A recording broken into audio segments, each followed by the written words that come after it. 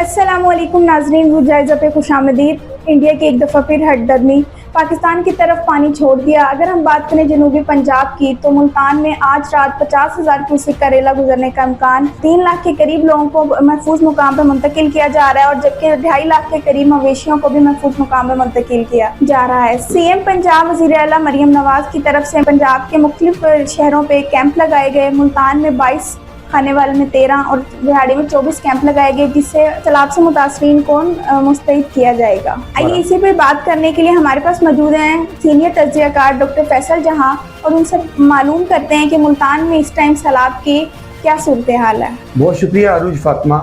हमारे इस वक्त मुल्तान डिस्ट्रिक्ट जो है, मुल्तान डिवीज़न बल्कि पूरा अगर मैं कहूँगा, इस वक्त इंतहाई ख़तरनाक सूरत हाल से यूँ दो चार है कि 50,000 क्यूसेक का रेला जो है वो चनाब के रास्ते से आज शाम को दाखिल हो रहा है मुल्तान की रेंज में, मुल्तान डिवीज़न की तरफ, जिसमें 3,000 कमिश्नर मुल्तान की जो एक्टिविटीज़ हैं, जो उनकी तरफ से काम किया गया है, उसमें 3 लाख से ज़्यादा लोगों को जो है वो उनके घरों से, उनकी बस्तियाँ खाली करवा कर उनको महफूज मकामात पर कैंप्स लगा कर जो है मुंतकिल किया गया। 1122 और डिस्ट्रिक्ट एडमिनिस्ट्रेशन, पुलिस और सबसे बढ़कर आर्मी, ये तमाम वो इदारे हैं जो कि अपना अपना किरदार अदा कर रहे हैं।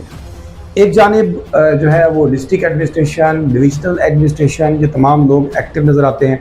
तो दूसरी जानिब आप ये देखिए कि जो शहरी हैं, जो जिन गाँव देहातों से उनको मुंतकिल किया जा रहा है, उनके शिकवे बहुत ज़्यादा सामने आ रहे हैं। उनकी जानिब से शिकायत आ रही हैं कि उनको मुंतकिल करने के लिए जो कश्तियाँ, बोट्स जो इस्तेमाल की जा रही हैं, उनकी तादाद कम है। उसमें इससे ज़ायद होनी चाहिए थी, लेकिन ज़ाहिर है कि लिमिटेड रिसोर्सेज के साथ जंग लड़नी पड़ती है। और इसी तरह जलालपुर, सिर्फ एक जलालपुर के 140 देहात जो हैं वो ज़ेर आब आ चुके हैं। बहावलपुर की तरफ भी अलग जी इसका मसला चल रहा है। यानी कि ये पूरे जनूबी पंजाब को इस सैलाब की आफत ने, इस डिज़ास्टर ने अपनी लपेट में ले लिया है। ठीक है, असल सवाल मेरे हिसाब से इस वक्त ये है कि ये हर साल, तकरीबन हर साल जो हम जो इस डिज़ास्टर का सामना करते हैं, और इसमें हम बहुत सारे मसाइल, अपनी जानी नुकसान करते हैं, माली नुकसान करते हैं, हम परेशानी से गुज़रते हैं, फिर हम सियासत चमकाते हैं, हुकूमतें अपना जो है वो नंबर स्कोरिंग करती हैं।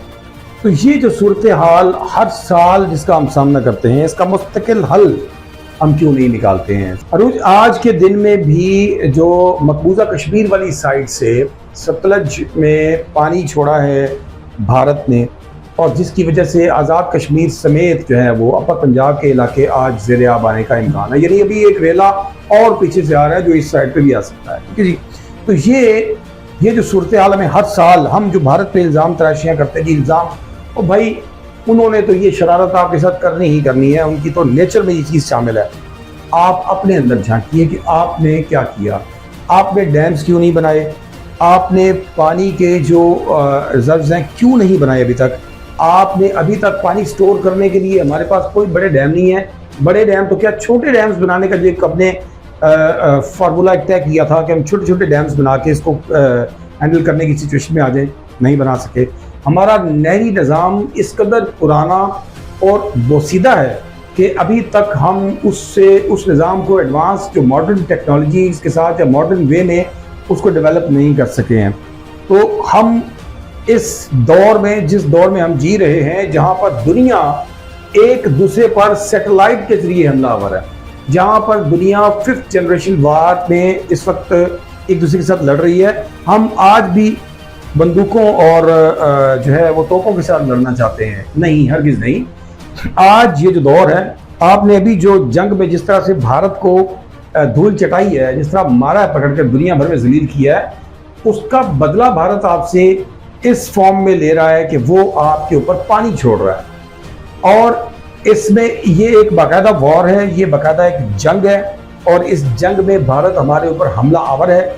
जिस तरह हमने उनको एक रिवायती जंग के अंदर शिकस्त दी है, अब इस जंग के अंदर हमें बुरी तरह से शिकस्त का सामना है, ये तस्लीम करना पड़ेगा। और ये सिर्फ तस्लीम करके और हार मान लेने वाली बात नहीं है, बल्कि यहाँ पर हमें तैयारी करनी है। और खुदा का वास्ता है, अगर अभी भी आप लोग नहीं जागते और अगर अभी भी हमारी हुकूमतें اس کے اوپر پراپر وے میں ورکنگ نہیں کرتی ہیں تو پھر صرف آپ بندوقیں ہی اٹھائے رہیں گے.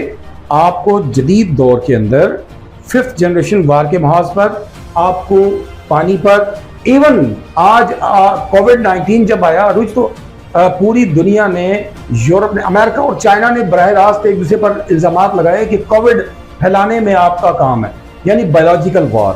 آج وار جو ہے وہ صرف اسلحے تک لمیٹڈ نہیں ہے، بایولوجیکل وارز بھی ہیں. یہاں پر جب زلزلے آتے ہیں، ارتھکویکس، تو کنٹریز ایک دوسرے کو مشکوک نظروں سے دیکھ رہی ہوتی ہیں کہ یہ کچھ زیر زمین کو ایسی ایکسرسائز کر رہے ہیں کہ جس کی وجہ سے دوسرا ملک اس سے زلزلے کی لپیٹ میں. آج دنیا بندوقوں سے نکل چکی ہے.